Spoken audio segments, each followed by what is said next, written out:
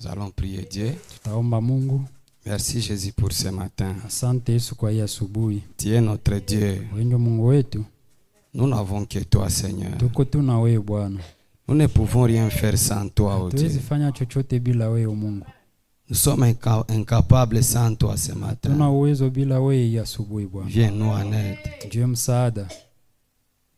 Nous avons des montagnes et vallées à gravir ce matin. Tuko na milima na mabonde ya kupanda hii asubuhi. Mais oh Dieu, nous voulons marcher avec toi. Mungu tunapenda tutembee pamoja na wewe. Un jour, David, quand il montait, Siku moja Daudi wakati alikuwa anapanda, pendant que son fils Absalom voulait retourner son royaume, kati ya mwana wake Absalom alipenda pindue ufalme wake, mais il a gravi encore le mont des Oliviers. lakini alipanda tena mlima Mizeituni. Il a senti une pression. Akasikia msukumo. Mais oh Dieu, oh Mungu, il a regardé seulement à toi. Akakuangalilia tu wewe. Frère Branham dit que nous vivons dans un monde où il y a des pressions. Branham anasema tunaishi dunia yenyewe kwa misukumo mingi. Là où les gens commencent à mourir avant l'âge à cause des pressions. Ni watu wanaanza kufa mbele ya miaka sababu ya misukumo mingi. Mais oh Dieu tout-puissant. Lakini oh Mungu mweza yote. Frère Branham dit qu'aucune maladie vient de toi. Branham anasema hakuna magonjwa yanatokea kwako. La maladie vient du diable. Magonjwa yanatokea kwa shetani. Ce matin pendant que nous sommes ici, ya asubuhi wakati tuko hapa, Dieu tout-puissant, Bwana Mungu mweza yote, nous chassons les mauvais esprits. Tunafukuza mapepo mchafu. Les esprits démoniaques. Mapepo za maroho za kipepo. Les fausses onctions, Seigneur. Ile maupako za uongo Bwana. Oh Dieu tout-puissant. Oh Mungu mweza yote. Nous anéantissons tous les mauvais esprits dans ton nom. Tunazimisha mapepo zote mchafu kwa jina lako. Quand que tu vas faire quelque chose. Mimi utafanya kitu fulani. Que les malades soient guéris au milieu de nous.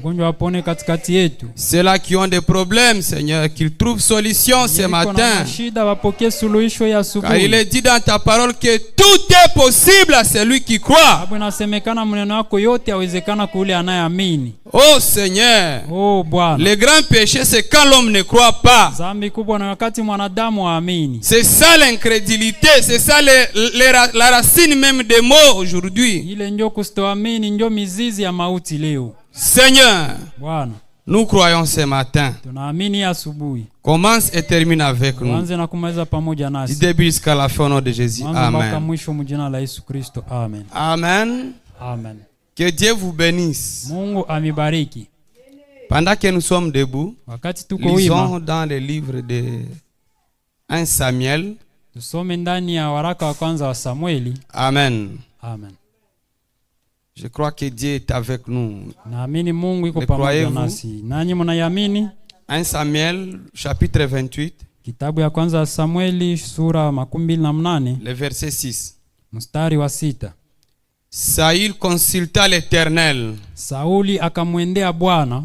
Et l'Éternel ne lui répondit point. Akamuuliza Bwana na Bwana akumjibu. Ni par des songes, hata kupitia ndoto, ni par l'Urim, wala kupitia Urimi, ni par les prophètes, ama kupitia nabii. Amen. Vous pouvez vous asseoir. Unaweza kuketi. Dis à ton frère que Dieu te bénisse. Ambia ndugu yako Mungu akubariki. Amen. Amen. Nous sommes à un lieu sûr. Tuko kuna nafasi ya kweli ya haki. Amen. C'est la meilleure des choses qu'on puisse dire à son frère. Le croyez-vous? Amen. Amen. Amen. Vous savez, dans la vie, la vie chrétienne, ne soyez pas distraits. La vie chrétienne, la mauvaise étape dans la vie chrétienne, c'est quand vous priez, Dieu ne vous répond pas. C'est la meilleure de la mauvaise chose. Mieux vaut manquer le travail. Mieux vaut manquer le mariage. Mais que vous soyez connecté avec Dieu. Alléluia. Saül, un enfant de Dieu, il parlait avec Dieu et Dieu le répondait. Mais il est arrivé un temps où il a cherché Dieu. Il ne l'a pas trouvé. Ça, c'est la mauvaise des choses qu'il ne faut jamais préférer dans la vie. Ile ndio kitu ya Alléluia. zaidi yenye upashe kuhitajia ndani ya maisha. Si vous n'êtes pas chrétien, ça ne peut pas déranger. Kama hauna Mkristo ile haitakusumbua. Mais si vous savez Lakini kama unajua que vous parlez à Dieu ya kwamba unasemeshana na et il Mungu vous écoute, il vous répond. na anakusikia na anakujibu. Mais les jours que vous allez l'appeler Lakini siku tamuita et qui ne répond pas, na kisha sikujibu, c'est la mauvaise chose. ndio kitu kibaya. Alléluia. Amen. Au point que Saül, Munukta ambao Sauli il est parti consulter les devins. akaenda kuwaona wale walaguzi. Il a cherché Dieu par les songes, il n'était pas là. Tafuta Mungu mundoto, Mungu akukuamu. Par les prophètes, Dieu n'était pas là. Kama nabii, Mungu akukua. Par la parole, Dieu n'était pas là. Kia neno, Mungu akuonekana. Dieu Mungu descend seulement quand il voit sa parole. anashukaka tu ni wakati anaona neno lake. Dieu ne peut pas te répondre quand tu es en dehors de la parole. Mungu Jamais. hawezi kukujibu wakati uko nje ya neno. Alléluia. Amen. Quand Saül a quitté la parole, Wakati Sauli aliacha neno, Dieu l'a rejeté. Mungu akamutupilia. Quand vous quittez la parole, Wakati unaacha neno, Dieu vous rejette aussi. Mungu naye anakuacha. Manquez tout. Kosa vyote. Ne manquez jamais la vie de la parole. Lakini kama usikose maisha ya neno. C'est ça la vie d'un chrétien. Ndio maisha ya Mkristo. Nos vies Maisha zetu dépendent de la parole. zinahusika na neno. Alléluia. Amen. Un jour, frère Branham, Siku moja ndugu Branham, Dieu lui a tourné le dos. Mungu akamgeuzia mgongo. Alléluia. Amen. N'attristez jamais le Saint-Esprit de Dieu. Usikwaze kamwe Roho Mtakatifu wa Mungu. Ne le fais jamais. Usifanye kamwe. Le Saint-Esprit, Roho Mtakatifu c'est Dieu. ni Mungu. Frère Branham, Ndugu Branham, un jour, siku moja il a aussi fait quelque chose de mal. akafanya kitu ya mbaya. Quand Dieu a retiré les membres de sa famille, Wakati Mungu aliweza kukamata wanamemba fulani wa jamaa yake, notre prophète, nabii wetu il a dit à Dieu, akamwambia Mungu, tu me dois des explications. unapashwa nipatia mafasirio. Le ciel n'était pas content. Mbingu hazikufurahikia hiyo. Frère Branham a prié pendant 6 mois. Dieu n'était pas là. Ndugu Branham aliomba miezi 6. Alléluia. Kukua. Dieu lui a tourné le dos. Mungu akamgeuzia mgongo. Il a supplié. Akasisitiza. Il a invoqué. Akaalika. Dieu n'était pas là. Mungu akukua hapo. N'attristez jamais le Saint-Esprit de Dieu. Usikwaze kamwe Roho Mtakatifu wa Mungu. Alléluia. Amen. Tu peux attrister les amis et la famille, mais jamais Dieu. Teza kwaza jamaa na marafiki lakini hapana Mungu. Quand nous parlons de Dieu, Wakati tunasema juu ya Mungu, ce sont des hommes, ni batu wanadamu, des femmes et des hommes banamuke na que banaume Dieu a déjà agréés. ambao Mungu aisha kuwakubali. N'attristez jamais un enfant de Dieu. Kama usikwaze mtoto wa Mungu, Peu importe ses faiblesses, haizuru madhaifu zake. même si vous paraissez plus saint que lui, Hata unaonekana wenjo mtakatifu si kumshinda. Dieu l'a déjà accepté malgré ses erreurs, respectez cette personne-là. Kama Mungu Alléluia. anakubali ingawa madhaifu yake, uheshimie yule mtu. Alléluia. Amen. Frère Branham Ndugu Branham connaissait qu'il avait un don, alikuwa anajua kwamba iko na karama, mais ne pouvait jamais se vanter devant d'autres prédicateurs. lakini kamwe angejitapa mbele ya wengine wahubiri. Le Saint-Esprit, il est trop sensible. Roho Mtakatifu anakuwaka sana wa kukwazika. Un jour, Frère Branham est parti en Afrique du Sud. Siku moja ndugu Branham akienda huko Afrika ya Kusini, Vous risquerez de toucher un jour unahatarishwa siku moja kugusa à l'intouchable. kugusa Kenya kigusi wake, Et si ça sera votre fin si vous n'avez pas un intercesseur. na itakuwa ndio mwisho wa maisha yako kama hauna mtu wa kutetea. Il arrive en Afrique du Sud, Anafika huko Afrika ya Kusini, il devrait aller prêcher. angepashwa enda ubiri. Frère Branham, Ndugu Branham il avait déjà annoncé la campagne. alikuwa ashatangaza hiyo kampuni ya Injili. Les gens attendaient des gens. Batu walikuwa washakuwa pale kuuwanja wakingoja, Attendant Frère Branham kimngojea ndugu Branham qu'il vienne prêcher. akuja ubiri. Mais Dieu lui dit, Lakini Mungu anamwambia, n'allez pas prêcher demain. siende ubiri kesho, Va te reposer dans la ferme de Junior Jackson. uende huko kati kwa msini ya Junior Jackson, msituni uenze kutulia kule. Écoutez très bien. Msikie mzuri. Faites attention avec les influences. Fanya angalisho na vishawishi. Faites ce que Dieu vous dit de faire seulement. Fanya kile kenye Mungu anakuambia ufanye tu. Alléluia. Amen. Son équipe vient le matin. Simu yake anakuya asubuhi. Il lui dit non, on doit partir. Branham leur dit, Dieu m'a dit que je dois me reposer aujourd'hui. Mungu aliniambia leo niweze kupumzika. Son équipe lui dit, hiyo timu yake anamwambia, nous savons que Dieu te parle chaque jour. Unajua Mungu anakusemeshaka kila siku. Mais cette fois ce n'est pas Dieu qui t'a dit ça. Lakini mara hiyo iko sawa. Alléluia.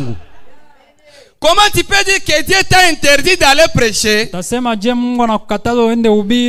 que là-bas dans le stadium il y a des infirmes, il y a des gens de nécessité qui vous attendent? Ils ont dit cette fois ce n'est pas Dieu. Toute son équipe, à part son fils Billy Paul, Billy Paul lui a dit, papa, fais ce que Dieu t'a dit de faire. Alléluia. Dites amen. Amen. C'est ce qu'un chrétien doit faire. Frère Branham dit, la volonté parfaite de Dieu c'est d'accomplir ce qu'il dit de faire. Alléluia. Regardez la piscine de Bethesda. Frère Branham dit, et la Bible nous dit, dites amen, qu'il y avait beaucoup de gens. Je ne sais pas pourquoi Dieu fait ça. Il y avait beaucoup de gens à la piscine. Et ces gens attendaient la guérison. Ils attendaient que Dieu descende. Ils avaient besoin d'être guéris. Et toutes les fois que l'eau était agitée, tout le monde descendait dans l'eau pour retrouver la guérison. Mais il y avait un homme qui ne marchait pas, qui ne se levait pas. Alléluia. Quand Dieu est venu, il n'a pas vu qu'il y avait beaucoup de gens qui nécessitent la guérison. Non. Il a vu la personne selon la volonté parfaite de Dieu. Alléluia. Et cette personne, c'est toi ce matin. Dieu, il n'y a rien qui puisse le surprendre dans son programme. Frère Branham dit, Jésus a vu beaucoup de gens à la piscine de Bethesda. Mais il était prévu qu'une seule personne soit guérie selon la volonté parfaite. Jésus s'est rendu à la personne selon le plan de Dieu. Il a dit, monsieur, pourquoi toi tu ne te lèves pas pour aller dans les eaux? C'est comme toi ce matin. Pourquoi cette mauvaise vie ne te quitte pas? Pourquoi cette mauvaise pensée ne te quitte pas? Pourquoi l'incrédulité ne te quitte pas? Ce matin la volonté parfaite est devant toi. Alléluia. Alléluia. Amen. Quand le Saint-Esprit s'impose pour agir, il n'y a pas de limite pour interrompre le plan de Dieu. Alléluia. Jésus lui dit, pourquoi tu ne marches pas? Pourquoi tu ne descends pas dans les eaux? La piscine de Bethesda, c'est l'église. Là où tout le monde peut venir, mais avec différentes intentions. Nous sommes ici, mais chacun a son objectif. Il y a celui qui est ici parce qu'il porte de bons habits. Il y a ceux qui viennent ici pour faire la sorcellerie. Et il y a ceux qui sont ici parce qu'ils s'attendent à Dieu. Au nom de Jésus, que Dieu réponde aux besoins de vos cœurs. Alléluia. Amen. Dieu Jésus, tout est possible à celui qui croit. Alléluia. Amen. Tout est possible. Cet homme avait fait 38 ans sans pour autant marcher. Alléluia. Amen. Dieu ne voit pas les obstacles. Oh non, le sida ne guérit pas. Oh non, le cancer ne guérit pas. Dieu n'est pas dans les obstacles. Dieu voit sa parole. Alléluia. Amen. Que Dieu vous bénisse. Jésus lui dit, pourquoi tu ne descends pas dans les eaux? Il dit, je n'ai pas quelqu'un pour me transporter là-bas. Jésus lui dit, Si tu as la foi, kama uko na imani, lève-toi, prends ton lit et marche. kamata kitanda yako, simama. Avez-vous la foi? Je uko na imani? Avez-vous la foi? Uko na imani? Reçois le Saint-Esprit au nom de Jésus. Pokea Roho Mtakatifu kwa jina la Yesu. La Pentecôte. Pentecoste. Frère Branham dit que Pentecôte signifie expérience. Ndugu Branham anasema kwamba Pentecoste ni mazoea. L'expérience avec Dieu. Mazoea pamoja na Mungu. Alors, les disciples, sasa wafuasi, avec une bonne intention, balikuwa na nia mzuri, parce qu'ils s'attendaient à quelque chose, sawa walikuwa wanajingojelea kitu Dieu fulani, était obligé de descendre. Mungu akashurutishwa kushuka. La volonté parfaite de Dieu, mapenzi c'est makamilifu ya d'accomplir la Mungu parole de Dieu. ni kutimiza neno la Mungu. Cet homme Ule mtu s'est levé akasimama et a marché, na akatembea, parce que c'était la volonté de Dieu. sababu ilikuwa ni mapenzi ya Mungu. Alléluia. Amen. Cette femme qui a fait arrêter l'avion, Ule mwanamke mwenye alitumaka ndege na simama au temps de frère Branham. wakati ya maisha ndugu Branham. Alléluia. Amen. Dis à ton frère que Dieu te bénisse. Ambia ndugu yako Mungu akubariki, Mungu akubariki. Dieu est ici. Mungu iko hapa. Le croyez-vous? Je mnayamini? À Memphis. À Memphis, Huko Memphis, cette femme, ule mwanamke, je crois que c'est son enfant qui souffrait. nawaza mtoto wake ndio alikuwa anagonjwa. Frère Branham dit, Ndugu Branham anasema hivi, cette femme n'avait pas encore vu frère Branham. ule mwanamke hakukuwa alishaona ndugu Mais Branham. elle écoutait beaucoup parler de frère Branham. Lakini alikuwa anasikia La foi sana. vient de ce que l'on attend. Alikuwa anasikia sana wanasema Alléluia. imani inatokea mkinyo nasikia. Alléluia. La foi Imani vient de ce que l'on attend. inatokea mkinyo nasikia. Quand elle a entendu parler de frère Branham, Wakati alisikia wanasema juu ya ndugu Branham, elle a crié. akaamini. C'est pourquoi la Bible dit, Ndio maana Biblia inasema si vous croyez, kama tout mnaamini est possible. yote yawezekana. Cette femme, Ule mwanamke elle a dit, akasema mon enfant souffre. mtoto wangu anagonjwa, Mais anateseka. si frère Branham peut passer par ici, Lakini kama ndugu Branham atatupita hapa, ma fille va guérir. binti yangu Alléluia. atapona. Alléluia. Amen. Frère Branham étant dans l'avion, Ndugu Branham akikuwa huko ndani ya ndege, ne sachant pas que l'avion est déjà arrêté par une femme. hayajua naye kama ndege nasimamishwa na mwanamke. Frère Branham, Ndugu Branham ils arrivent quelque part, wanafika fasi on leur fulani, dit que l'avion va atterrir pour quelques minutes wanawaambia ndege itashuka kwa dakika chache et que les gens n'aillent pas trop loin. na watu wasiende mbali. Est-ce que vous êtes là? Je Frère me crois Branham s'est levé de l'aéroport. Ndugu Branham akasimama kwenye kiwanja ya ndege, Il a commencé à marcher, akaanza kutembea ne sachant pas où aller. na ajua hata kuiko na Oh, de l'autre côté, c'est la foi de la maman qui est en train d'attirer frère Branham. japo ngambo ingine, Votre foi peut amener des choses invisibles au visible. ngambo ingine ni imani. Hallelujah. Kenyewe iko na mubulula, imani yako itazaleta Dites vitu amen. iko vikue. Amen. Branham commence maintenant à déambuler. Ndugu Branham anaanza tembea, Il est en train de marcher, iko na tembea, ne sachant pas qu'il est en train de prendre la direction de la maison de la femme. ajue kwamba iko naelekea kunyumba ule mwanamke. La femme aussi est en train de dire dans son cœur, Na ule mwanamke kwa sema moyo wake, si je pouvais voir frère Branham, kama ndezo na mon ndugu enfant Branham, guérira. mtoto wangu atapona. C'est pourquoi on a dit à frère Maana Branham, waliambia ndugu Branham, il a prêché la prédication intitulée Je n'ai point obéi à la vision céleste. ndio maana alihubiri mahubiri na nakiliwa siku kataa kutii kuitwa wa mbinguni. Quelle est cette vision céleste? Ni ono gani ya mbinguni? Il lui a été dit, si tu amènes les gens à te croire, Alimwambia ukileta watu kukuamini, et si tu es sincère dans ton cœur, kama uko yakini ndani ya moyo wako, même pas le cancer ne peut pas résister. hata kansa haitapinga. Cette femme, Ule mwanamke elle a crié sans pour autant voir. akaamini C'est bila pourquoi kuona. la Bible dit, Biblia inasema heureux ceux-là qui croient sans pour autant voir. heri wale wenye kuamini pasipo kuona. Alléluia. Cette femme, Ule la mwanamke, foi, c'est comme l'aimant. imani ni kama vile asmaku. Amen. L'aimant Asmaku ne peut attirer que quelque chose qui a la matière de l'aimant. inaweza tu kuvutia kitu ambayo iko na hiyo namna moja na asmaku. Frère Branham est en train de marcher. Il est en train de marcher. Kwa tembea, Se retrouve devant une femme. anajikuta mbele ya mwanamke. Amen. Amen. Frère Branham dit, Nous, ce n'est Branham pas le anasema prédicateur qui vous guérit. Haiko mhubiri C'est ndio votre anakuponyesha foi dans le Ni prédicateur imani yako ndani ya qui mhubiri vous guérit. ndio nakuponyesha. Cette femme, c'est sa foi qui l'a guérie. Ule mwanamke imani yake ndio ilimponya. Parce qu'elle a écouté le message de frère Branham. Alisikia ujumbe wa ndugu Branham. Directement. Pale. La mission de frère Branham a atteint l'objectif. Kazi ya ndugu Branham c'était d'amener les gens à lui croire. Ilikuwa ni kuleta watu kumwamini. Même si vous ne voyez pas, mais quand vous croyez, hata kama uone wakati yote unaamini, tout est possible. Yote tawezekana.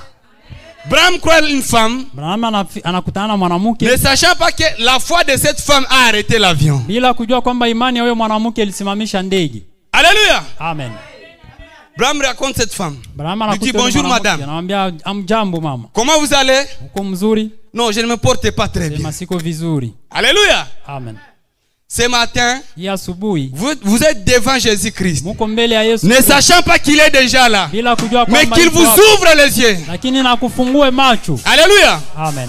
La délivrance de Dieu ne dépendra pas de ta famille, ne dépendra pas de ton travail, ne dépendra pas de tes sentiments, mais ça dépendra de ce que tu avais écrit avant la fondation du monde. Alléluia.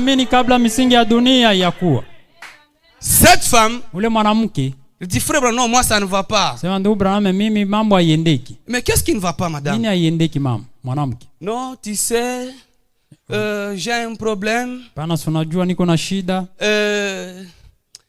Ma fille, je pense que c'était une fille. Ma fille souffre. C'est un garçon. C'était un garçon. Que Dieu vous bénisse. Alléluia. Amen. Et mon garçon souffre tellement. Et j'ai déjà tout fait. Mais il ne guérit pas. Et frère Branham lui dit, maintenant qu'est-ce que vous voulez? Il dit, non, je suis en train de regretter. Parce que j'ai déjà lu un journal où on parle d'un homme. Et il ne savait pas qu'il était devant cet homme. Alléluia. Amen. Ce corps nous cache de voir les vraies choses de Dieu. Mais si Dieu vous aime, il vous amènera à vivre au-delà de ce corps. Alléluia. Il dit non, si cet homme, je pouvais même le voir, mais il vit trop loin. Mon fils guérira. Il lui dit non, tout est possible. Non, cet homme c'est frère Branham. Je lis beaucoup de ces journaux.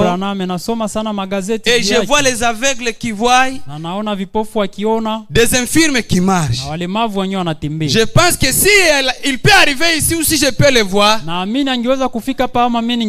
mon fils va guérir. Frère Branham lui dit, la personne que vous cherchez, il est devant vous. Alléluia. Cette femme, elle a senti une joie. Et dès qu'ils sont entrés dans la maison, l'enfant était guéri. Alléluia. Amen. Jésus, quand il connaît qu'il t'a sauvé avant la fondation du monde, il ne regarde pas votre clan. Il ne regarde pas votre race sociale. Il considère ce que vous étiez dans son plan, dans sa pensée. Regardez à Oregon. Il y avait un fou et que tout le monde rejetait. Et il n'acceptait pas que les gens viennent prêcher là-bas. Ce sont les hommes qui voyaient que c'était un fou. Mais Dieu voyait un ministère dans ces fous-là. Alléluia. Mais il a fallu le ministère de Malachi 4 pour découvrir ça. Frère Branham arrive à Oregon. L'homme avec la folie. Il lui dit, tu ne prêcheras pas ici. Frère Branham dit, quelqu'un peut être troublé mentalement mais son âme est sauvée. Alléluia. Branham lui dit, je viens ici au nom de Jésus pour prêcher l'évangile. Cet homme lui dit, tu ne prêcheras pas d'ici à moins que tu me battes. Sinon moi je vais te désosser. Frère Branham, au lieu de haïr la personne, il l'a aimé. L'amour. Upendo. Pas l'amour agapao. Hapana upendo wa kiungu. L'amour divin, c'est le Saint-Esprit. Upendo wa kiungu ni Roho Mtakatifu. Quand il entre en vous, wakati anaingia ndani yako, même ton ennemi, hata adui yako, comme Jésus, il savait que Judas va le trahir. Alijuaka mbele kwamba Yuda atamsaliti, mais il l'aima. Lakini akampenda. Si vous voulez découvrir ce qu'une personne est, kama unapenda gundue kenye mtu iko, aimez la personne. Upende ule mtu. Vous saurez pas à la fin si la personne est séduite ou si c'est un séducteur. Pale ndio tatambua kwamba huyu mtu anatongozwa ama yeye peke ndio mtongozi. Jésus savait que Judas va le trahir. Yesu alikuwa anajua kwamba Yuda atamsaliti. Mais si Jésus pouvait dire à Judas qu'il était un traître, le plan de la rédemption n'allait pas être accompli. Lakini Yesu angekimbilia kumwambia Yuda kwamba atakuwa msaliti, mpango wa ukombozi haingifikilia. Mais il l'aima. Lakini akampenda. Frère Branham, il voit les fous. Ndugu Branham anaona yule msazi. Le fou vient, il commence maintenant, il veut frapper Frère Branham. Écoutez. Anakuja anatafuta kumpiga ndugu Branham. Frère Branham dans son cœur commence à prier. Ndugu Branham ndani ya moyo wake anaanza kuomba. Il dit Seigneur, sema Bwana, cet homme, mtu, il a la folie. Iko na bazimu. S'il pouvait être dans un état normal, angelikuwa mna akili timamu, peut-être il sera prédicateur. Labda angekuwa mhubiri. Peut-être il sera un père dans une famille. Labda angekuwa baba wa jamaa. Peut-être il sera un homme bon. Labda angekuwa mtu mwema. Mais comme le diable s'en est emparé, lakini hivi shetani amemshika. Quand l'homme est venu devant Frère Branham, wakati huyo bwana alikia mbele ya ndugu Branham, Branham lui a dit au nom de Jésus. Akamwambia mjina la Yesu. Et directement, na pale la personne, huyo mtu, au lieu de frapper Frère Branham, il a commencé à pleurer. Pale ampige ndugu Branham, akaanza kulia upendo. Frère Branham dit, il est resté le prédicateur de cette ville jusqu'aujourd'hui. Ndugu Branham anasema akabakia mhubiri wa ile nafasi mpaka leo. Alléluia. Amen. Votre intention, votre objectif, nia yako na lengo yako, peut amener Dieu à faire des choses inexplicables dans ta vie ce matin. Itaweza Mungu afanye mambo yenye hayawezi kufasiriwa ndani ya maisha yako. Frère Branham dit. Ndugu Branham anasema. Frère Branham dit. Ndugu Branham anasema. Frère Branham dit. Ndugu Branham anasema. Dieu peut faire des choses Mungu anaweza kufanya mambo ndani ya maisha yetu, qui amènera le monde à se gratter dans la tête. Italeta ulimwengu anze kujikuna ndani ya kichwa. Si vous croyez ce matin la guérison est possible. Kama unaamini asubuhi uponyaji unawezekana. Alléluia. Amen. Si vous êtes chrétien, kama uko mkristo, vous serez aimé par tout le monde. Utapendewa na watu yote. Et vous allez vivre dans des dimensions. Utaishi ndani ya viwango mbili. Hier, jana, j'ai expérimenté quelque chose. Nilifanya zoea na kitu fulani. Ça faisait longtemps que je ne partais pas à la salle de sport. Ilikuwa muda mengi siende kwa hiyo chumba mazoezi. Mais hier matin, lakini jana asubuhi, je me lève, je pars comme ça. Nalamuka naenda hivi. J'arrive à la salle de sport. Nafika huko kuchumba mazoezi.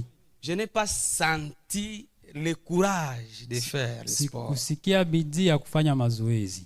La personne avec qui on est parti, je lui dis je rentre à la maison. Mtu tulienda naye nikamwambia narudia nyumbani. Mais tu n'as encore pas fait de sport, comment tu rentres? Je lui dis fanya mazoezi utarudia je? Nikamwambia mimi narudi. Je n'ai même pas fait 30 à 45 minutes. Sikufanya hata dakika 13 au 45 nikamwambia. Pour vous dire que kwa kuambia kwamba quand Dieu vous aime, wakati Mungu anakupenda, il vous amènera dans une sphère spéciale. Atakuleta mkiwango ya kipekee. Sans songe et sans vision. Bila hata ndoto au maono. Mais vous allez commencer à faire des choses par la parole. Lakini utaanza fanya mambo kupitia neno. Là où j'étais dans la salle de sport, kule kwenye nilikuwa kuchumba mazoezi, j'étais pressé. Nilikuwa haraka. Ne sachant pas qu'il y a un bien-aimé aussi. Na mimi sikujua kwamba kwa mwingine mpendwa. Qui voulait aussi me voir. Mwenye alikuwa anapenda tuonane. Donc sa foi à lui. Kusema imani yake m'a ramené. Ikanirudisha. Le frère est parti voir le pasteur. Ndugu alienda kuona mchungaji. Mais il a dit, lakini akasema, j'ai un petit souci. Niko na shida kidogo. Je ne peux pas voir le pasteur. Siwezi ona mchungaji sans pour autant voir le frère. Bila kuona ule ndugu. Sinon, isipokuwa hivyo, ça sera briser la parole. Il avait un problème. Itakuwa kuvunja neno, alikuwa na shida. Et puis il a dit, bon, moi je pars seulement à la maison. Si je ne le trouve pas, bon, je ne sais pas ce que je vais faire. Mais la maison, c'est de voir d'abord le frère là et puis je vais voir le pasteur. J'ai fait juste 30 minutes dans la salle, je sors. J'arrive là-bas. Il y avait une seule moto. La personne avec qui nous étions, elle voulait monter. Et puis il est descendu, il m'a dit, toi tu montes. Dieu a vu que si je n'étais pas à la maison, le frère peut-être ne serait pas content. Je prends la moto. Lui aussi il est en train d'être pressé dans son cœur. Dès que je suis arrivé comme ça, je commence à voir la clôture de la maison. Je vois le frère aussi vient très vite. Au même moment. Alléluia. Amen. Au même moment, comme la femme de Memphis. Quand il m'a vu, c'était déjà sa réponse pour lui. C'était fini. Parce que c'était ça le vœu de son cœur. Quand il m'a témoigné, moi je lui ai dit comment j'étais pressé pour rentrer. Moi j'ai compris que c'était Dieu.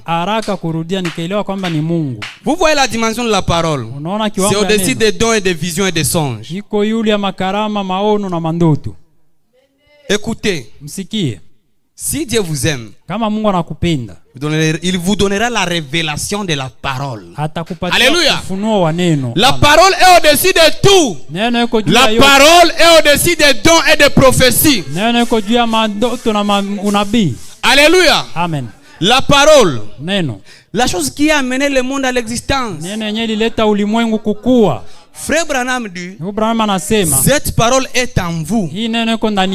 C'est ce que nous appelons aujourd'hui la colonne de feu. Alléluia. Frère Branham dit, au temps d'Israël, Dieu marchait au-dessus de son peuple. Au temps de Jésus, Dieu marchait avec son peuple. Mais au temps du soir, Dieu marchait dans son peuple. Alléluia. Amen. Dieu marche dans son peuple. N'avez-vous pas vu son visage? N'avez-vous pas vu son nez? Cette photo, ce n'est pas une photo naturelle.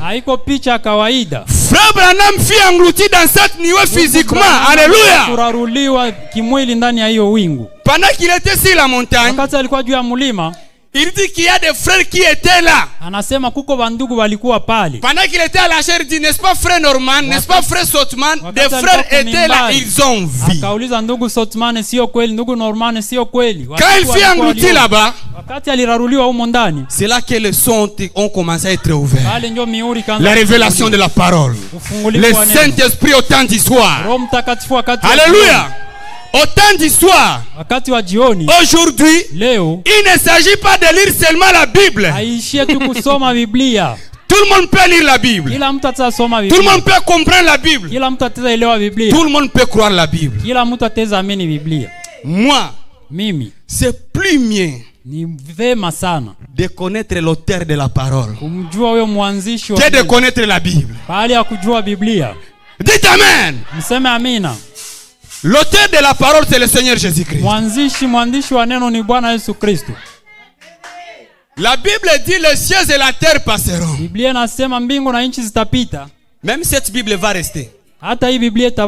Mais il y a une vraie Bible. La vraie Bible, Paul dit, alléluia. Amen. Vous êtes des épîtres lus de tout le monde. Voilà la Bible. Voilà la Bible. La Bible, c'est quand la parole devient chère en vous. Et que vous pouvez vous tenir devant une situation comme frère Branham devant le taureau meurtrier. Ce taureau meurtrier, personne ne pouvait passer par là. Mais frère Branham, devant le taureau meurtrier, il a commencé à parler avec le taureau. Le taureau est venu trop vite devant frère Branham.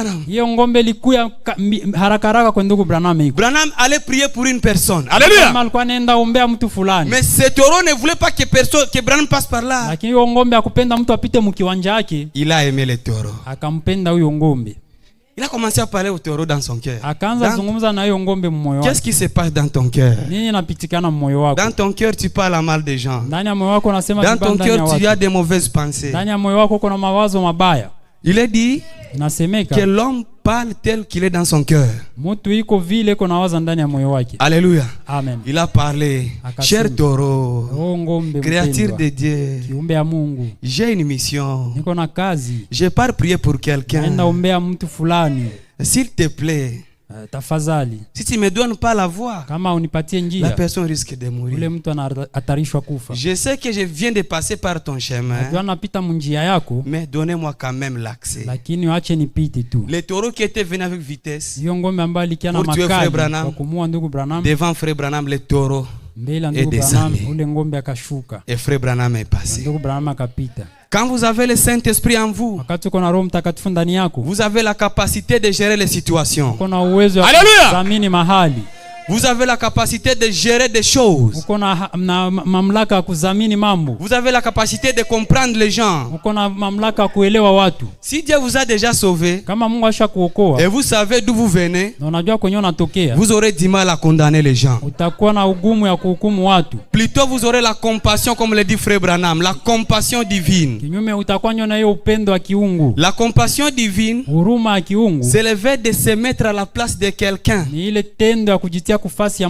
Par exemple, si vous rencontrez une personne qui n'est pas sauvée, un prostitué, vous allez commencer peut-être à condamner cette fille, cette femme. Mais si vous avez dit en vous, vous allez commencer à pleurer à sa vie. Seigneur, si j'étais cette personne, je n'allais pas supporter cette vie. Je n'allais pas supporter ça. Je me mets à sa place. Peux-tu aider cette personne? Ce n'est pas de la folie. Dieu ne nous guérit pas parce que chacun, nous avons de l'égoïsme. Tu veux seulement prier, guérir quelqu'un pour qu'on puisse dire que c'est toi qui as guéri. Si vous avez le Saint-Esprit, ça vous amènera à aimer des gens que vous ne pouvez pas aimer. Alléluia. Amen. Alors, Samuel, dans 1 Samuel, le roi Saül, il a attristé Dieu. N'attristez jamais le Saint-Esprit. Amen. Amen. On peut commencer la prédication. Nous entrons dans les démons. Alléluia. Amen. Moi, je peux dire que c'est aujourd'hui qu'on commence la prédication. On commence les domaines religieux. C'est un domaine tellement compliqué. Si nous avons aujourd'hui beaucoup d'églises, c'est parce que beaucoup n'ont pas Christ. Et à la place de la parole, on a mis quelque chose qui ressemble à la parole. Beaucoup d'églises sont remplies de sorciers sans le savoir et sans le vouloir, par manque de révélation. Le roi Saül, amen. Quand il a attristé Dieu, il a prié Dieu. Dieu n'a pas répondu. Il a invoqué Dieu. Dieu n'a pas répondu. Au point qu'il est parti consulter les magiciens. Ne consultez jamais les magiciens. La Bible interdit ça. Amen. Amen. Laisse-moi voir si je peux voir ça. Avant de commencer. Ce qu'on n'a pas prévu, c'est comme ça. Voilà. Lisons dans Deutéronome 18. Alléluia. Si vous avez vos Bibles, ouvrez vos Bibles, même dans les téléphones. Amen. Amen. Deutéronome 18. Lorsque, verset 9. Vous êtes là, on peut lire. Deutéronome 19. 18. Verset 9 à 11. Ne vous rendez jamais chez les magiciens. Amen. Amen. Amen. Vous sortirez là-bas une autre personne. C'est un terrain miné. Ni kiwanja yenye nawekwa mabovu. Verset 9. Lorsque tu seras entré dans le pays de l'Éternel, wakati utaingia ndani ya nchi ambao Bwana, c'est-à-dire la parole aujourd'hui. Amen. Neno leo. Quand vous êtes dans la parole, wakati uko ndani ya neno, vous ne devez pas aller consulter d'autres dieux à part la parole. hautenda kuona wa Mungu wengine isipokuwa neno. Sinon vous êtes un sorcier. Kama sivyo wewe ni mchawi. Alléluia. Amen. Tu sais, unajua quand tu prends ton enfant, wakati unakamata mtoto wako, tu l'amènes chez un nganga mfumu. Unambeba kwa mfumu. Oh non, il souffre de l'hernie. Anateseka na hernie. Vous partez chez un nganga mfumu. Unaenda kwa mfumu. Il fait des traitements là-bas. Anafanya matunzo yake kule. Peut-être, labda, l'inspiration de cet homme-là, uvuvio wa yule mtu, c'est un serpent. Ni nyoka. Peut-être il a un esprit de serpent. Labda iko na roho ya nyoka. Il a un esprit de chauve-souris. Iko na roho ya popo. Il va guérir votre enfant. Ataponyesha mtoto wako. Mais votre enfant va rentrer avec l'esprit de chauve-souris. Lakini huyo mtoto wako atarudia na hiyo roho ya popo. Alléluia. Amen. Alors, sasa, quand nous sommes dans la parole, la Bible dit, lorsque tu seras entré dans le pays que l'Éternel ton Dieu te donne, tu n'apprendras point à imiter les abominations de ces nations-là. Qu'on ne trouve chez toi personne qui fasse passer son fils ou sa fille par le feu. Alléluia. On te dit non, pour guérir tu dois passer dans le feu et puis demain matin tu seras guéri et tu es guéri. Quand les sorciers vous voient, ils vous voient que vous êtes un sorcier. Parce que vous avez déjà pris une même chose. Qu'on ne trouve chez toi ni personne qui fasse passer son fils ou sa fille par le feu. Personne qui exerce le métier de devin, d'astrologue, d'augure et de magicien, d'enchanteur, personne qui consulte ceux qui évoquent les esprits ou disent la bonne aventure. Hein? Vous voulez être guéri, on vous dit vous irez au lac Tanganyika à 0 heure. Vous allez parler avec le vent. Et vous commencez à parler avec le vent. Vous êtes un sorcier. Démonologie. Applaudissons pour le Seigneur. Amen. Amen. La semaine passée, nous avions vu comment le diable, il entre dans les vies des gens par des maladies. Il peut passer par vous par les maladies héréditaires. Il peut passer par vous par des maladies que vous-même vous ne savez pas ça vient d'où. Oh, Frère Branham dit que chaque maladie c'est un démon. Alléluia. Amen. Et les maladies, ce sont des choses que nous pouvons constater physiquement sur le corps. Alléluia. Mais la science appelle ça maladie. Et on peut donner ça un nom. On peut appeler ça cancer. On peut appeler ça sida. Mais quand Dieu voit ça, il voit les démons. Dans les domaines religieux. Amen. Amen. Je pense qu'on va un peu parler de ce tableau aujourd'hui. Amen. Amen. Moi, je pense est-ce que le pasteur nous permet qu'on puisse mettre le tableau un peu ici? Ça va. Là,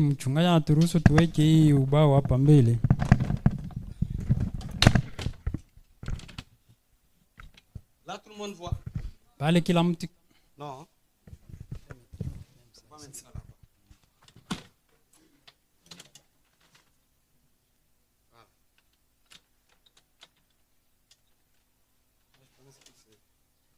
Ça descend ici. Voilà. Très bien. Je peux me déplacer aussi. Vous savez, ce tableau, ça, suivez-moi très bien.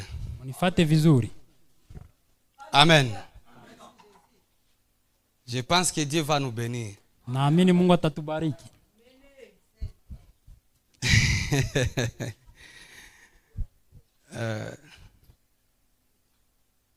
Frère Gilbert, no si Gilbert vous pouvez juste vous mettre, parce qu'il y a des gens, joteza kuikala kwa sababu kwa watu même ici. Est-ce que c'est normal? Ça ne hata va pas. kukiti kama itawezekana kama Bon, vous allez suivre les explications. Hein? mtafata mafasirio. Amen. Amen. Comme ça. C'est bon. Alors, vous voyez ça? Mnaona hii? Ça, Hii c'est un domaine. ni viwango. Ce sont des domaines. Amen. Ni maviwango. Que Dieu vous bénisse. Mungu akubariki. Frère Branham dit Ndugu Branham anasema qu'il y a cette dimension. ya kwamba kuna viwango 7. Amen. Amen. On va lire ça. Tutaisoma. Les 7 dimensions, Hivyo viwango 7 et cela influence les humains. na ile na shawishi binadamu. Moi, je vous demanderai seulement de prier pour moi parce que ça, c'est un grand enseignement. Alléluia. Tu muniombee sababu ni mafundisho makubwa. Si vous m'aimez, priez pour moi. Kama mnanipenda muniombee. L'enfer n'est pas content parce que les gens seront délivrés. Kuzimu haitafurahi juu watu watakufunguliwa. Par l'entendement, vous serez délivrés. Kupitia kusikia mtafunguliwa. Vous allez prendre des décisions. Na mtakamata maamuzi. Il y a des maladies qui vont vous quitter Uko magonjwa tawaacha quand vous allez comprendre les domaines des démons. Wakati utaelewa Alléluia! Que Dieu vous bénisse! Mungu amibariki. Ici, nous avons des domaines. Hapa tuko na viwango mbili. Il y a, et ces deux domaines, na hiyo ngambo mbili, ça influence les humains. Zinashawishi banadamu. Amen. C'est pourquoi moi je conseillerais aux frères de toujours prendre note. Un jour vous allez chercher ça. Vous serez des prédicateurs demain. Alors, les deux domaines. Et la fois passée on n'a pas de domaine physique. Mais moi je dirais que tous ces domaines sont condensés ici. Parce que les maladies, l'auteur des maladies, ce n'est pas Dieu. C'est le diable, c'est Satan. Et l'auteur de la vie, c'est Dieu. Et toutes ces choses-là se répercutent sur la vie des humains sur la terre. Alléluia! Ça dépendra de votre attention dans votre cœur. Frère Branham dit qu'à l'instant où nous parlons, il y a des âmes qui sont maintenant en enfer. Alléluia! Alléluia! À l'instant où nous parlons, il y a des âmes qui sont maintenant au ciel. Vous voulez savoir l'endroit où se trouve votre âme? Contrôlez vos pensées. Ce que vous pensez, ce que vous imaginez, détermine l'endroit où se trouve votre âme ce matin. Alléluia. Maintenant, nous vivons dans cette dimension. On peut les énumérer. Aujourd'hui, dans cette partie, on va parler de trois niveaux ici. La première partie, la première dimension, c'est la lumière. C'est pourquoi au commencement, Dieu dit que la lumière soit. Tu dois commencer par la lumière. La lumière donne la vie sur la terre. La lumière donne la vie aux humains. La lumière donne la vie aux choses naturelles.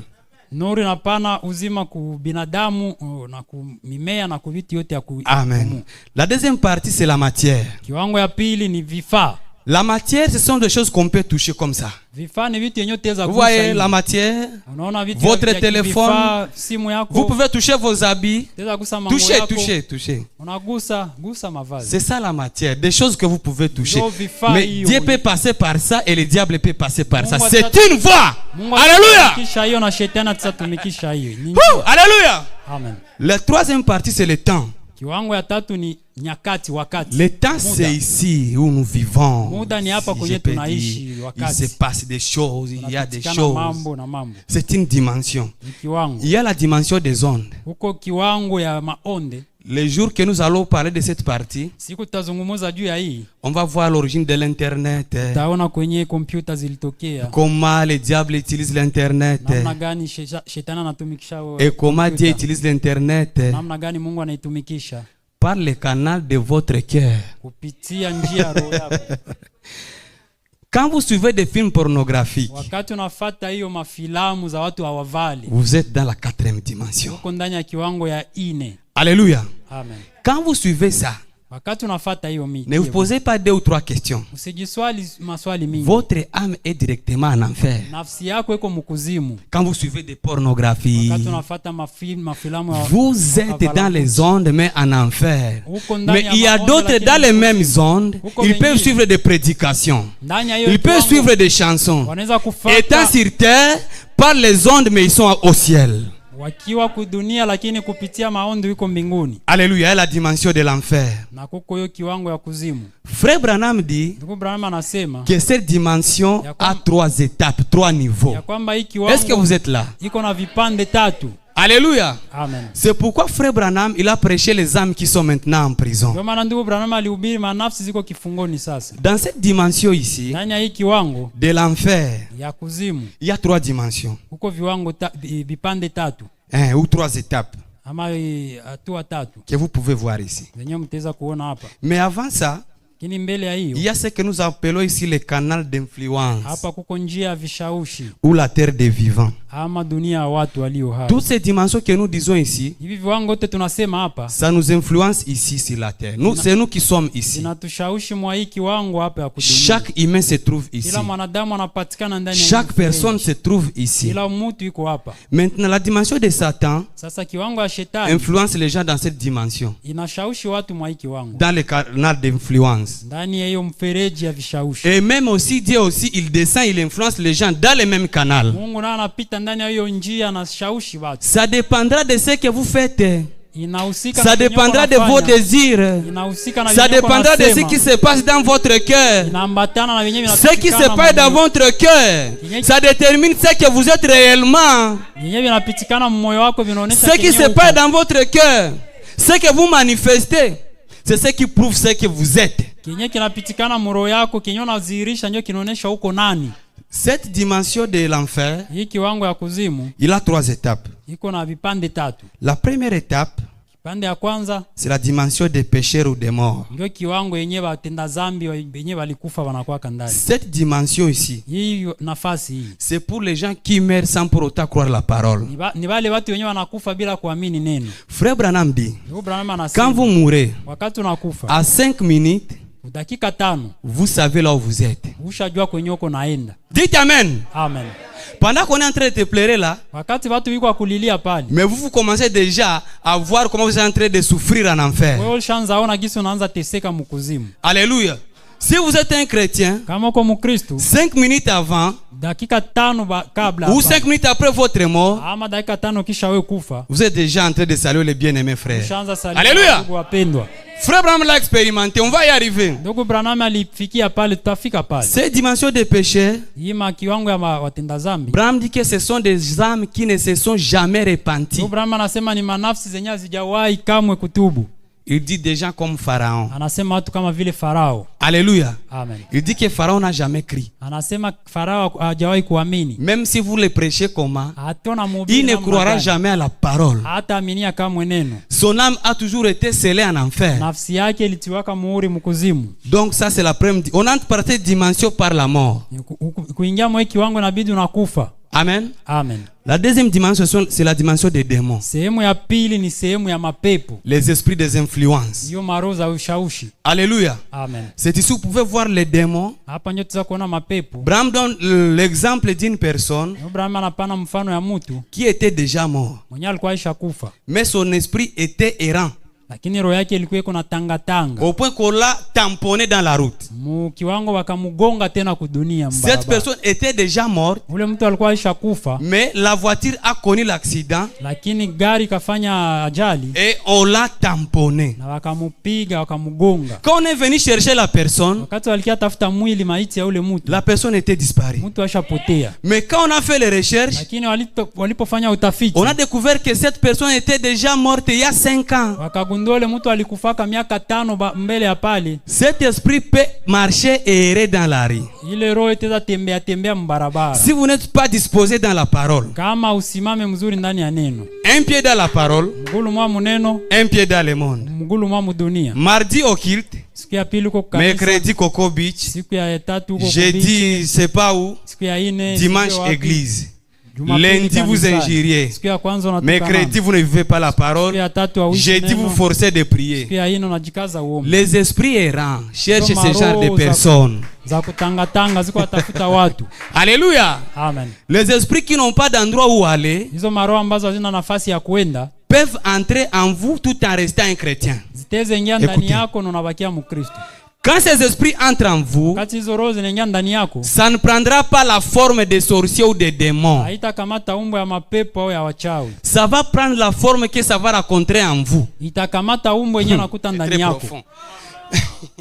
Si ces démons-là découvrent que vous priez beaucoup, ça va multiplier en vous la force et le courage de prier. Mais dans votre cœur, votre âme, c'est une racine d'amertume. Vous allez commencer à prier, vous allez commencer à jeûner, mais vous êtes un menteur. Mais vous buvez encore, vous vous prostituez encore. Vous savez, la prostitution, ce n'est pas l'acte. La prostitution, c'est la première pensée. Le premier jour que vous avez pensé coucher avec une personne, c'est le même jour que vous avez couché avec lui. Alors, ces esprits errants, ils marchent trop souvent. Ils peuvent être ici pour chercher des gens qui n'ont pas de position dans la parole. Quand cet esprit entre en vous, peut-être naturellement, vous pouvez naître naturellement avec le don de voir les choses, naturellement, sans le Saint-Esprit. Dites Amen. Naturellement, vous pouvez naître. Tu peux voir la vie de quelqu'un, l'avenir de quelqu'un. Maintenant, quand vous venez à l'église, vous priez trop et qu'on a besoin de la salle des dons. On voit qu'il y a un frère qui a trop de songes et tout ce qu'il voit, ça tape juste. Or, dans le fin fond du cœur de ses frères, il connaît qu'il est un prostitué. Il connaît qu'il n'a jamais crié à la parole. D'abord, frère Branham dit, la prostitution ce n'est pas un péché, boire ce n'est pas un péché. C'est une preuve qui montre que vous êtes dans les péchés. Mais le péché en soi, c'est l'incrédulité à la parole. Dites Amen. Vous buvez, vous vous prostituez parce que vous n'avez pas encore crié. Le jour que vous allez croire, les mensonges vont partir, la prostitution va partir, la malice va partir. Alléluia. Maintenant, ces esprits peuvent entrer dans la salle des dons. Imaginez, vous ouvrez une église à 3 ans. Vous avez déjà une salle de dons. C'est un danger. Frère Branham dit ceci. Les gens qui doivent travailler dans la salle de dons, ils doivent être mûrs dans la parole. Ce sont des gens qui ont beaucoup d'expérience dans la parole. C'est pourquoi autant de frères Branham, c'est le pasteur Neville qui était le chef de la salle des dons. Mais il est arrivé un jour où frère Neville a commencé à donner des fausses prophéties. Quand nous parlons des les intentions, c'est quelque chose de très capital. C'est une partie qu'on pourra toucher, les intentions dans cette prédication. Les intentions, Dieu peut passer par là. Le diable peut passer par là. Vous savez, si vous pensez trop avoir des songes, vous pouvez avoir ça. Si vous pensez trop avoir des visions, Dieu va vous donner ça. Maintenant, le grand danger, c'est quand Dieu vous donne les songes, les visions et les prophéties pendant que vous n'êtes pas encore sauvé. Bon, là, c'est un danger dans une église. Et à 99%, beaucoup de gens sont dans la fausseté au travers de ça. Au lieu de connaître l'auteur de la parole, le donateur de tous les dons, les gens se confient dans les dons. Watu wanaweka tumaini ndani ya makarama. Or, s'il y a un endroit où les démons se sentent à l'aise, c'est quand vous utilisez les dons et que les gens ne sont pas encore convertis. Japo kama kwa nafasi pepo zinajisikia ziko vizuri. Alléluia. Wakati ziko ndani ya makarama na watu hawaokoki. Maintenant, quand cet esprit entre dans une personne, sasa wakati hiyo roho inaingia ndani ya mtu qui aime beaucoup prier, anapenda sana kuomba, et vu que nous pensons que c'est un frère pieux, na hivi na tunaanza ni ndugu mtawa, on lui confie la salle des dons. Tunampatia chumba karama. On dit, on lui donne toute la confiance. Nasema tunamupa tumaini yote. Si la parole n'est pas présente dans l'église, kama neno haiko ndani ya kanisa, n'importe quoi peut se produire. Haizuru kitu gani. Alléluia. Mais quand la parole est dans l'église, c'est une tour de contrôle. Ça regarde chaque chose. La parole surveille tous vos mouvements. Ça surveille vos pensées. Ça surveille nos motifs et objectifs. Maintenant, vous allez voir la personne, il va commencer à voir des choses. Hein?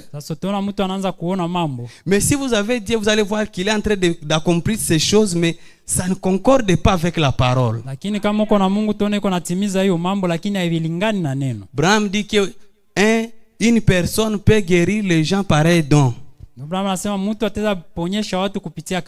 Mais il est un démon.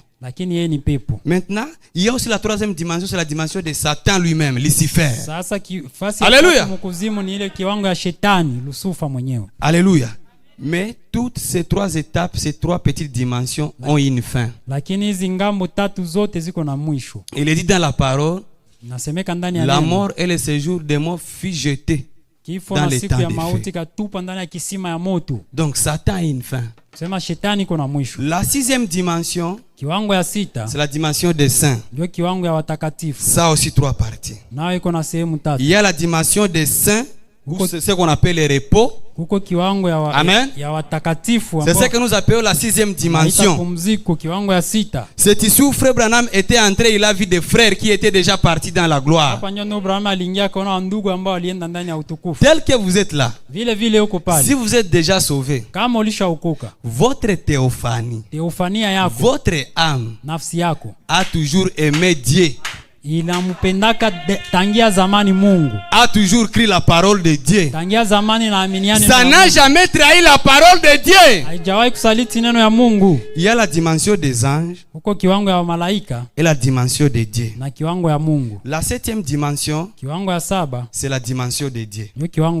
Il y a combien de dimensions? 7 dimensions. Et toutes ces dimensions sont en rapport avec les canaux d'influence, les humains. Ça dépendra de là où vous mettez vos intentions. Si votre intention c'est d'être chrétien, vous allez voir chaque jour, vous aurez le courage de chercher Dieu. Ce n'est pas vous, c'est parce qu'il y a quelqu'un dans une dimension qui vous influence de faire ça. Alléluia. Applaudissons pour le Seigneur. Tout ce que nous faisons, il n'y a même pas une autre force là. Frère Branham dit la grâce c'est quelque chose que Dieu fait pour l'homme sans la force et l'intervention de l'homme. Dans la grâce, il n'y a pas ta force. C'est seulement l'amour de Dieu pour toi. Personne n'a mérité d'être chrétien. Nous sommes nés dans le péché, conçus dans l'iniquité, venus au monde en proférant des mensonges. Si ce n'était pas la grâce de Dieu, nous serons tous perdus. Dites Amen. Amen. Retournons à nos moutons. Parlons de la matière, de la lumière et du temps. Et comment cela influence la terre. Amen. Vous voyez la terre, ça contient tout. Suivez-moi très bien. Vous devez savoir là où se trouve votre influence ce matin. Amen. Amen. Vous n'aimez pas la parole, comment vous irez au ciel? Haupendi neno, utaenda mbinguni namna gani? Vous ne voulez pas venir à l'église, comment vous serez changé? Haupendi kuja kanisani, utabadilishwa namna gani? Cela prouve réellement là où se trouve votre âme. Ile inaonyesha Frère Prosper, vous pouvez passer, il y a des nafsi yako iko. Alors, maintenant, la lumière, la matière et le temps. Sasa nuru, vifaa na wakati. Frère Branham dit que ces trois dimensions sont en contact avec nos 5 sens. Amen. Les 5 sens, il y a la vue, on peut voir, n'est-ce pas? On peut sentir, donc on peut attendre, on peut toucher. C'est 5 comme ça. On peut toucher. Et si vous constatez, les 5 sens sont dans les 3 dimensions ici. Regardez Dieu. Pour créer l'homme dans Genèse 2, qu'est-ce qu'il a fait? Qu'est-ce qu'il a fait? Qu'est-ce qu'il a fait? Il a pris la poussière de la terre, la matière. Alléluia! Il a créé l'homme. La même matière, la même poussière, les sorciers peuvent prendre ça et faire des mauvais sorts. Tout dépendra de votre influence sur la terre. Qu'est-ce qui prouvera que vous êtes de Dieu ou pas? Vous souffrez de myome, mais votre instinct vous dit que vous devez aller voir un devin. Ne vous posez pas 1000 questions. Votre âme est influencée par la divination. Dites Amen. Vous prostituez trop sur la terre, dans ce canal-ci, trop. Votre âme est encore en prison. Dites Amen. Amen. La même matière. Regardez Moïse. Angalia Musa. Ah, c'est très bon. Moïse, Dieu l'appelle à la commission. Musa, Mungu anamuita katika utume. Dieu a pris quelque chose de réel qu'il pouvait toucher. Mungu alikamata kitu ya kinaganaga yenye angeweza kugusa. Dieu peut passer par votre téléphone pour vous délivrer. Mungu atapitia kwa simu yako juu ya kukomboe. Dieu peut passer par votre cravate pour vous délivrer. Mungu atapitia kwa cravate yako juu ya kuokoe. Dieu peut passer par ton frère pour te délivrer. Mungu atapitia kwa ndugu par des choses visibles, la matière qu'on peut toucher dans le temps et dans la lumière. Kupitia mambo ya kuonekana. Oui. Maintenant Moïse, c'était dans la journée où il y a la lumière, dans le temps. Et puis Dieu lui dit, Moïse, tiens-toi, écoutez, à l'écart. L'endroit où tu te tiens, c'est un lien saint. Il lui a dit, jette ton bâton. Son bâton. Il jette ça, une chose naturelle, ça devient un serpent. Ce n'était pas un songe. Il met sa main, la même main devient de la lèpre. Il ôte, ça devient une main. Tout ça pour montrer maintenant la force de ce canal. Il arrive en Égypte devant Jannes et Jambres. Mon frère, le miracle avishitulake balozi. Sema dit amen. Mseme amina. Unganapenda miujiza juu hayonaka muujiza. Muujiza ni Mungu maisha yako. Alléluia. Amen. Oh, est-ce qu'on peut lire ça? C'est dans Exode. Ndani ya Kutoka 7. Sura 7. 8 à 13. Mstari 8 mpaka 13. Disons cela. Amen. Tusome hiyo. Exode 7. Kutoka sura 7. Attention avec l'influence, mes bien-aimés. Angalisho na ushawishi wa wapendwa. À partir d'aujourd'hui, commencez à contrôler vos pensées, vos émotions, vos sentiments, vos objectifs, vos motifs. Tout ce que vous faites, c'est influencé par un esprit, soit un esprit de Dieu, soit un esprit de Satan. Alléluia. Tangia leo mwanze kuchunguza nia zenu, lengo zenu. Vyote hivi mnafanya vinashawishika labda na Mungu au shetani. Amen. Exode 7. Kutoka sura 7.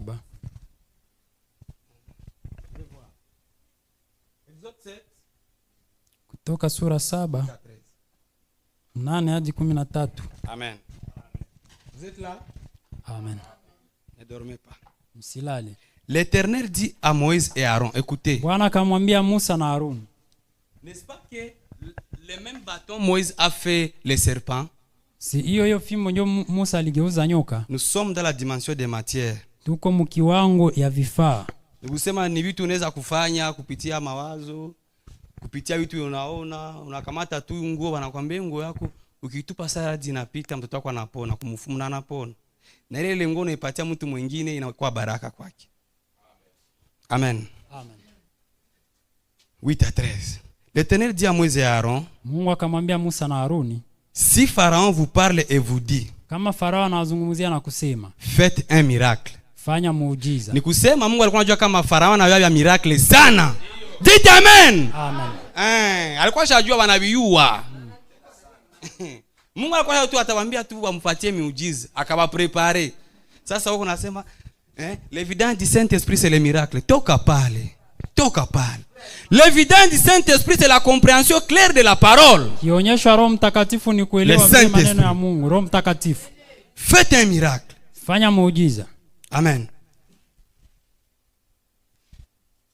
Tu diras à Aaron, utamwambia Aroni, prends ta verge kamata fimbo et jette-la devant Pharaon. Auitupe mbele ya Farao. Et deviendra un serpent. Itageuka nyoka. Uko nasikia? Muti banetupa chini inageuka nyoka. Mais ile muti bafumba tegeuza nao nyoka. La matière. Mais Mungu alikuwa influencé na Mungu mu hii kanale, na mwingine alikuwa influencé na shetani mu hii kanale. Ça dépend de ce à quoi vous vous attendez. Inalingana kile kenyo unajingojelea yako. Si vous vous attendez à la guérison ce matin, cela dépendra de vous. Le Saint-Esprit, cela dépendra de vous. La délivrance, cela dépendra de vous. Ça dépendra de votre intention, votre motif et objectif. Italingana na lengo yako na nia yako. Amen. Amen. Et jette-la devant Pharaon. Et deviendra un serpent. Moïse et Aaron allèrent auprès de Pharaon. Et ils firent sec sa verge devant Pharaon. Alors Aaron jeta sa verge devant Pharaon, devant ses serviteurs. Et devint un serpent.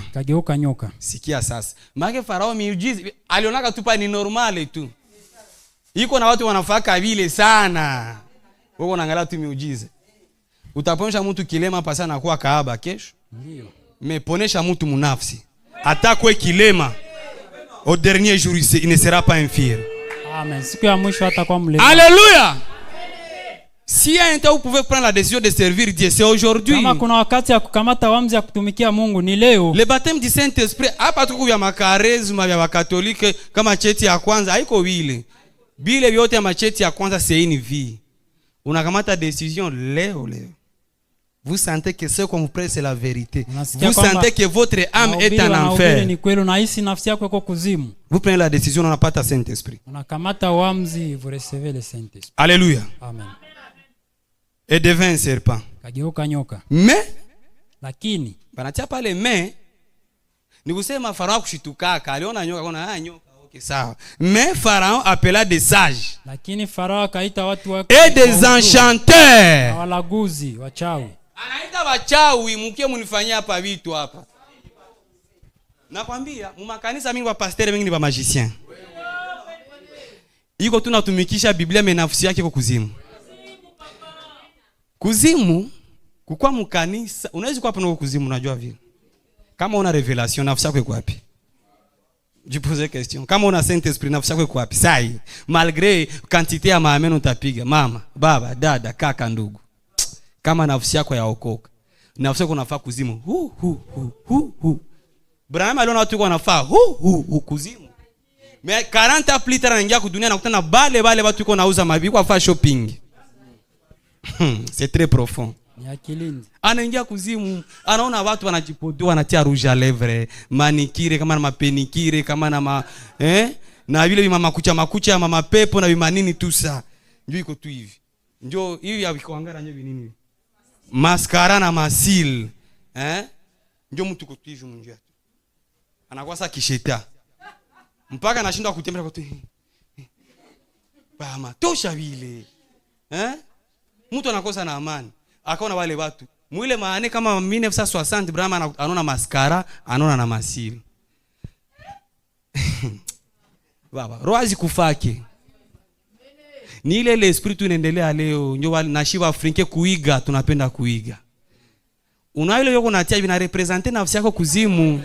Amen. Baba. Peu importe caricature nyoko amo, noko hivi ya pastere, noko hivi ya nani, mimi sio vile. Brahma alikuona kuzimu. Mpaka ubitoshi. Amen. Brahma alisema aliwaona. Mimi siseme kama ni zambi, lakini kitu kiko natuonesha kama hauikale muneno. Siyasema kama ni zambi, lakini Mungu akusaidie ujue kinyoko hapo. Unaweza kwa ujipodoa wake, memori wako unapendaka kujipodoa, sio tu mpodoaji tu. Ndio nafsi ya, ndio c'est ça ton esprit, ndio hii hapa.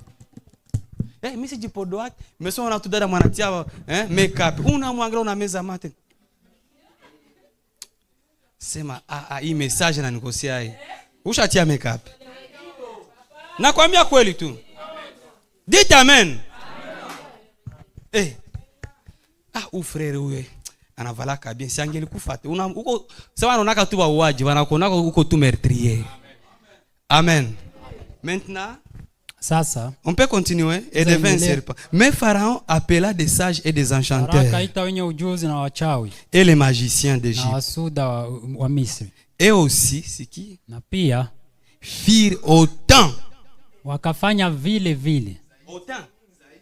Wakafanya kushindia hivi. Firent autant. Wakafanya kushindia ile. Par les enchantements. Kupitia uchawi yayo. Moza tosha nyoka mwana tupa fimbo yake bakamtoshia za mingi. Pale yuko pale mwana afisa yake kwa influencer na kuzimu, mwingine yake kwa influencer na pale. Kisi tuko tu hapa. Tulisoma Citazo Brahma anasema nous sommes ici mais chacun a un esprit derrière lui. Tuko hapa lakini kila mtu iko na roho nyuma yake. Tu peux être là et tu es représenté par un esprit de ta famille. Taweza kuwa hapa na wakilishwa na roho ya jamaa yako. Uko pale kumbe ni nyoka yeye anakurepresenter. Wewe wa kweli wanakufunga mpori. Uko mbali sana, wanakufunga mpori. Ni mpaka Mungu Abraham. Ndio nakutana uko unatafuta kazi na katala. Unapenda oleo ni buzinifu nyoko nakufuata. Unafungwa. Mungu atujie msaada. Nakwambia mapepo ya vizazi natufunga sana. Omba Mungu akusaidie dada. Ujipose question, naweza kuzini hivi kila siku, il y a un esprit derrière ça. Zaidi uko ulalaka na mulozi, uko sawa? Niko narudile kitu. Nyiwe mlikuwa naenda kulala kumabwate na wanaume na wanamke. Wale wadada wale wanaenda kamata madawa ya kuatire. Unadhani kutoka mwele shambre mtu tu hivi. Si uko tu pepo pale. Unaona kama salama vile ule mbanamuke luyenge. Unarudia sasa. Unase Mungu ajui. Si Mungu anakuambia sai. Mungu anakuambia frère, sœur. Unalala kule na ule mama kumbe ni mulozi mkubwa. Unatoka anaeva nyota yako. Tungoja tuongelea le zodiac manyota, tutagusia. Shetani kuna kamata nyota ya mtu, mulozi ana parce que mulozi anazo na avenir yako. Très profond. Niko nawaambia mwa quartier kama mko balozi wanajua kama poko kanisa ya kweli.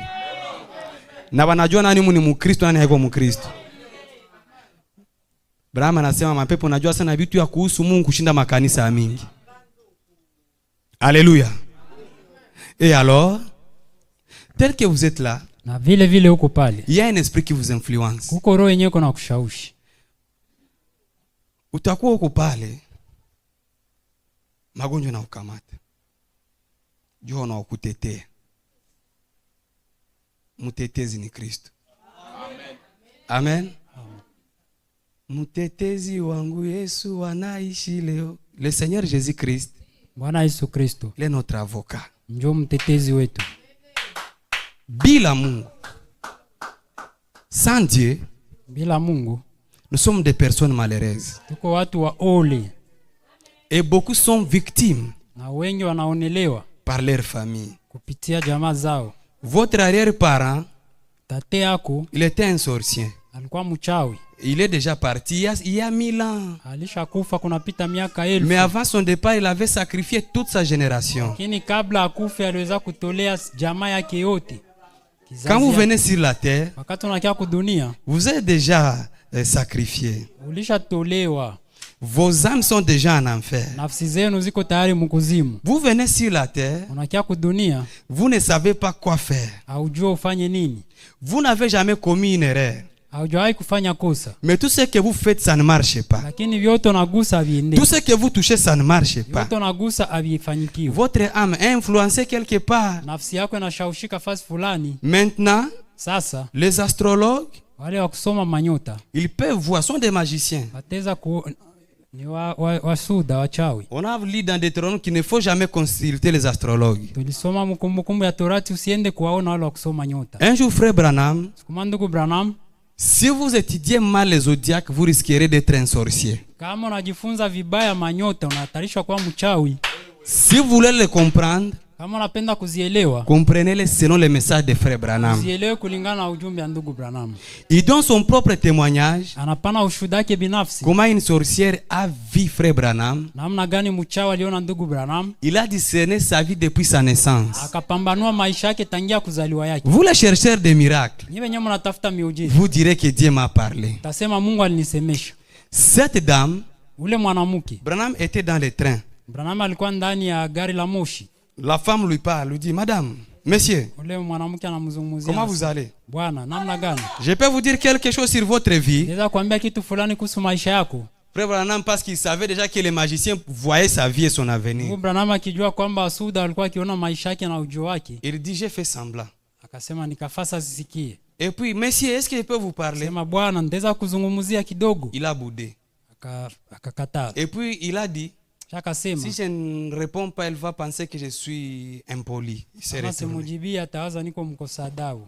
Alors, sasa cette femme, mwanamke, son esprit était déjà en enfer. Roho yake ikiwa kuzimu. Mais si la terre, il voit la vie des gens. Lakini kudunia kunaona maisha za watu. On va y arriver. Oui, oui.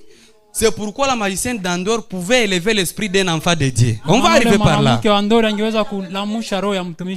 Il est sur la terre, mais pas les enchantements. Il fait monter l'esprit. Mon frère, l'endroit où se trouve votre esprit ce matin, Mungu atupatie pusia butonde tuombe Mungu tujue kwenye tuko. Siko na kia ukanisa sasa kilubi mwa hivi. Tu viens à l'église avec détermination. Cette dame, son âme était en enfer. Nafsi yake ikipatikana kuzimu. Un astrologue, mtu wa kusoma manyota, ne, lakini iko na maisha mtumishi wa Mungu. Il lui dit, monsieur, je peux parler un peu avec vous? Naweza kuzungumzia kidogo. Vous êtes une personne super. Uko mtu wa kawaida. Il a voulu bouder. Hein, monsieur? Akasema bwana, savez-vous que tu seras un homme grand? Unajua kwamba utakuwa mtu mkubwa. Mulozi mkariti anataka uko Mkristo wala uko Mkristo. Hata ufanye sambla anajua tu mama ni Mkristo. Na ndio maana anaendaka na kunyonga usiku. Unaelewa makoshemari uko unapata mubaya. Abraham anasema kama uko unapata makoshemari ya mubaya, ni kusema nafsi yako iko kule kuzimu. Wakati utagusa ile partie ya le somnambulisme. Le somnambulisme, c'est le fait, unakutana kai ndoto, unakutana unalala. Uko mundoto unalala. Mais tuseme unaloto unaanguka mshimu. Kisha na physiquement unatoka mnyumba unakimbia nje. Yo, mimi nakufa. Ile ni mandoto iko ni kweli. Dans la psychologie, on appelle ça le somnambulisme. Un somnambule, c'est une personne qui trouve des cauchemars pareils. Somnambulisme ni mtu mwenye analota ndoto za mubaya za vile. Uko unalota, mimi nashuka mulaki na unalalamika, papa mimi nakufa, unatoka msalon, pa unafika na nje. Nini? Baba, nafsi yako haiko iko kule. Unalota usiku unashuka mkilima, unashuka unakufa, unashuka mshimu. Brahma anasema cela détermine là où se trouve votre âme. Ile inaonesha fasi kwenye nafsi yako inapatikana. Bengine yuko wanalota yuko kifua Frère Branham, banalota biko kama mafasi mwa biko na makolombe, wewe uko na mashove suri, mapopo, fasi kuko mavi, wewe uchafu uko nakwambia nafsi yako iko kule. Paka Mungu akusaidie. Maintenant cette dame, sasa yule mwanamke, croyez-vous que Dieu va vous délivrer? Ndio naamini Mungu atakufungua. Dieu va nous délivrer. Mungu atatufungua. Dites amen. Sema amina. Dieu n'a pas amené cette prédication pour rien. Mungu akuleta. Il a un motif et un objectif dans ça. Niko na lengo kwa ajili ya hiyo. Invitez les gens de venir écouter. Mwalike watu wakuje wasikie. Si vous avez la compassion à vous, kama uko na huruma, upendo ndani vous yako, amènerez les gens de venir écouter cette prédication. Utaleta watu wakuje kusikia mahubiri. Et le diable n'est pas content. Na shetani afurahi. Cette magicienne, il dit frère Branham, mwanamke mchawi akamwambia ndugu, Messieurs, Bwana, tu es né le 6 avril 1909. Oh. Nilizaliwa tarehe 6 mwezi wa 4 mwaka 1909. Le jour de votre naissance, siku ya kuzaliwa kwako, un signe surnaturel est apparu. Alama zidi ya maumbile ilionekana. Mulozi ule. Sasa ula kingia mkanisa? Ula kingia mkanisa? Watampatia na mimbari. Mais dans le message de Branham, il n'est pas permis aux femmes de prêcher. Ndani ujumbe wa Branham wanawake hauruhusiwi kuhubiri. Alléluia. Ton père s'appelle Charles Branham. Babako jina yake Charles Branham. Ta maman s'appelle Ella Branham. Oh. Mamako ndio Ella Branham. Toi, tu es né sous un signe. Wewe ulizaliwa chini ya ishara. Il a commencé à dire à Abraham des choses et des choses. Tu feras ça, tu seras ici, tu feras ça. Mambo mengi, utafanya hiki na hiki na hiki.